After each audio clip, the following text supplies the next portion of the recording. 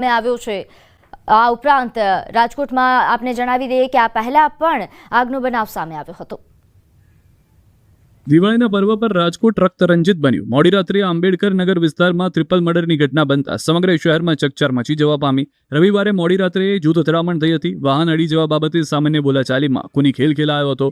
જૂથ અથડામણમાં 2 સગા ભાઈઓ મોત નિપજ્યા છે, જ્યારે સામા પક્ષે એક વ્યક્તિની હત્યા કરાઈ છે। સામાન્ય બાબતે ગંભીર રૂપ ધારણ કર્યું અને જોતજોતામાં સમગ્ર ઘટના જૂથ અથડામણમાં ફેરવાઈ। આ ઘટનામાં સુરેશ પરમાર અને વિજય પરમાર નામના 2 સગા ભાઈઓના મોત થયા। સામા પક્ષે અરુણ બારોટ નામના વ્યક્તિની હત્યા કરાઈ છે, જ્યારે એક મહિલા સહિત 3 વ્યક્તિઓ સારવાર હેઠળ છે। હત્યા દારૂની બાતમી આપ્યાની આશંકાએ કરી હોવાની પણ ચર્ચા છે।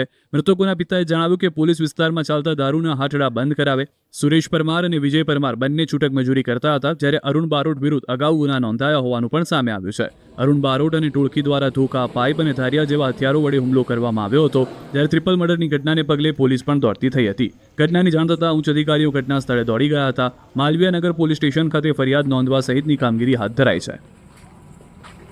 રાજકોટ બાદ અમદાવાદમાં ફક્ત 24 કલાકમાં 3 હત્યાથી હાહાકાર મચી ગયો। તહેવારો સમેત ગુજરાતમાં 24 કલાકમાં 2 મોટા શહેરમાં 6 હત્યાના બનાવથી ચકચાર મચી ગઈ છે। અમદાવાદ અને રાજકોટમાં જ ફક્ત 24 દિવસમાં 3 હત્યાઓ થઈ, જે બાદ પોલીસની કામગીરી અને પેટ્રોલિંગ પર સવાલ ઊભા થઈ રહ્યા છે। તેમાં પણ અમદાવાદમાં ફક્ત 24 કલાકમાં જ 3 હત્યાથી પોલીસ દોડતી થઈ। શહેરના રાણીપ વિસ્તારમાં ખુદ પિતાએ જ પુત્રનું ઢીમ ઢાળી દીધું। ભાઈલાલભાઈ ગોહિલ નામના વૃદ્ધ વ્યક્તિએ પોતાના પુત્ર જયેશકુમાર ભાઈલાલભાઈ ગોહિલની હત્યા કરી નાખી। મૃતક સૂઈ રહ્યો હતો તે સમયે ખુદ પિતાએ જ ધારિયા વડે હુમલો કરી હત્યા કરી હોવાનું સામે આવ્યું। મૃતક પુત્ર દારૂ પીવાની ટેવ ધરાવતો હતો અને કંઈ કામ ધંધો કરતો નહોતો અને પિતાને અવારનવાર હેરાન કરતો હતો, જેથી કંટાળીને પિતાએ પુત્રની હત્યા કરી દીધી। મૃતકને 2 બાળકો છે અને તેની પત્ની છેલ્લા 1 વર્ષથી રિસાઈને પિયરમાં જતી રહી હતી।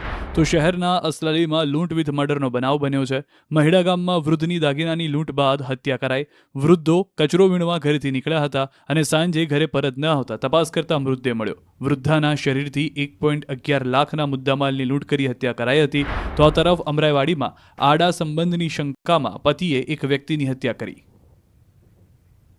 તો અમદાવાદમાં આડા સંબંધની શંકામાં એક વ્યક્તિની છરીના ઘા મારી હત્યા થઈ। અમદાવાદના અમરાઈવાડીમાં ગોપાલ નામના એક યુવકની ઘાતકી હત્યા થઈ। અનૈતિક સંબંધોની શંકામાં હત્યાની પોલીસને શંકા છે। પત્નીને પરપુરુષ સાથે જોઈ જતા વિનોદ મલ્હા નામના શખ્સે છરીના 2 ઘા મારી યુવકને મોતને ઘાટ ઉતારી દીધો।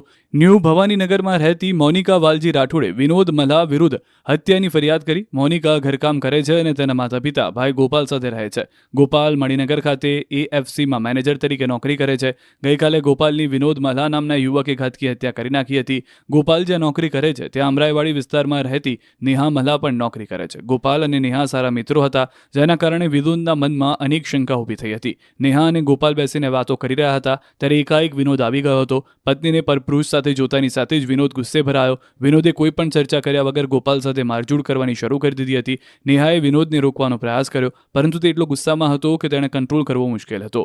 વિનોદ પત્નીને પરપુરુષ સાથે જોતાની સાથે જ આવેશમાં આવી ગયો અને તરત જ દોડીને રસોડામાંથી છરી લઈને આવી ગયો। ગોપાલ કંઈ પણ વિચારે તે પહેલા વિનોદ તેના ઉપર છરીના ઘા ઝીકી દીધા।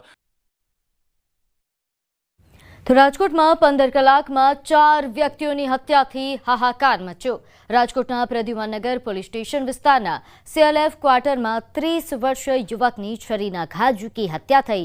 યુવકનું કમલ મુડિયા હોવાનું ખુલ્યું છે। આ ઉપરાંત સમગ્ર મામલાની જાણ થતાં DCP ક્રાઇમ સહિતના ઉચ્ચ અધિકારીઓએ ઘટના સ્થળે પહોંચી આરોપીને ઝડપી લેવા કવાયત હાથ ધરી। ત્યારે હાલ તો તહેવારો પર શહેરમાં ગુનાખોરી વધતા દિવાળીનો તહેવાર એ લોહિયાળ બન્યો। જામ ટાવર ચોક પાસે એક હત્યાનો બનાવ બન્યો છે, જેમાં કમલ બિપિનભાઈ મુલિયાણા કરીને વ્યક્તિ છે, એની કોઈ અજાણ્યા શખ્સોએ છરી મારી અને હત્યા કરવાનું ધ્યાને આવેલું છે। અમારી તમામ ટીમ તાત્કાલિક સ્થળે પહોંચી ગઈ છે અને જે આરોપીઓ છે એને પકડવા માટે લોકલ પોલીસ સ્ટેશન, LCB, DCBની ટીમો કાર્યરત છે। તો નવસારીમાં ફટાકડા મામલે ભાજપ અને કોંગ્રેસ સામસામે વાંસદાના ઉનાઈ ગામે ફટાકડાની દુકાન બંધ કરાવવા ધારાસભ્ય અનંત પટેલ રસ્તા પર ઉતર્યા હતા. કોંગ્રેસ ધારાસભ્ય અનંત પટેલનો અપશબ્દો તેમજ બીભત્સ ઇશારો કરતો વિડીયો વાયરલ થયો છે. વાયરલ વિડીયો મામલે ભાજપે પ્રતિક્રિયા આપી. પ્રદેશ ભાજપના આદિજાતિ મોરચાના મહામંત્રી પિયુષ પટેલે કહ્યું કે દિવાળી સમયે સામાન્ય લોકોને ધંધા રોજગાર માટે મદદ કરવી જોઈએ, નહીં કે ધંધા બંધ કરાવવા જોઈએ.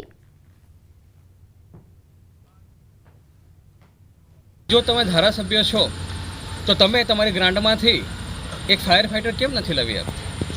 જ્યારે તમે જાહેર જનતા માટે વિચારો છો તો વાંસદાથી ઉનાઈ રોડ જે બિસ્માર હાલતમાં છે તે તમને કેમ નથી દેખાતો? જ્યારે સામાન્ય ઘરના લોકો રોજગારી માટે કોઈ ધંધો કરે છે ત્યારે તમારા જેવા ધારાસભ્ય કક્ષાના માણસે એવા લોકોને મદદ કરવી જોઈએ, નહીં કે એવા ધંધા બંધ કરવા જોઈએ.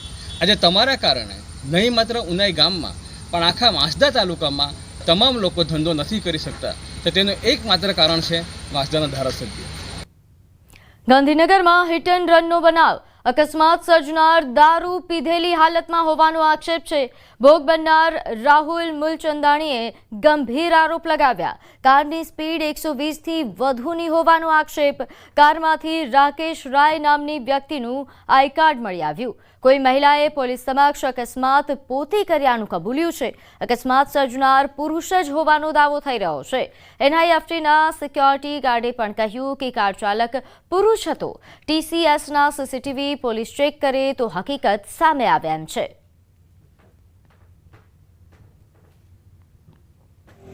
ગજીરોથી હું ઘરે જતો હતો અને હાઈટેક બાજુથી 120થી 130ની સ્પીડે એક એક્સ્ટર ગાડીએ મને ટક્કર મારી હતી અને એ ભાઈ ફૂલ પીધેલી હાલતમાં હતો અને એના પછી મારી ગાડીને ટક્કર મારીને એ રોંગ સાઈડ જઈને બીજા એક એક્ટિવાવાળાને રોંગ સાઈડમાં એ એક્ટિવાવાળાને એને ગાડી ઠોકી છે અને પછી ત્યાં જઈને એરો TCS આગળ ગયો છે અને એને પછી ગાડી રિવર્સ મારીને એરો નિફ્ટ કોલેજ આગળ જઈને એરો ભાગી ગયો છે. એ માણસ બે મહિલાઓ આવી છે અને એમણે એવું એક્સેપ્ટ કર્યું છે કે અમે જ ડ્રાઇવિંગ કરતા હતા અને અમે ડ્રિંક કરેલું છે. તદ્દન ખોટી છે. મારા જોડે પ્રૂફ બી પડ્યું છે કે જેન્ટ્સ આવ્યા હતા અને હું હોપ રાખું છું કે પોલીસ TCSના કેમેરા, G0ના કેમેરા, G2ના કેમેરા બધા ચેક કરવામાં આવે અને જેન્ટ્સ જ નીકળશે માણસ.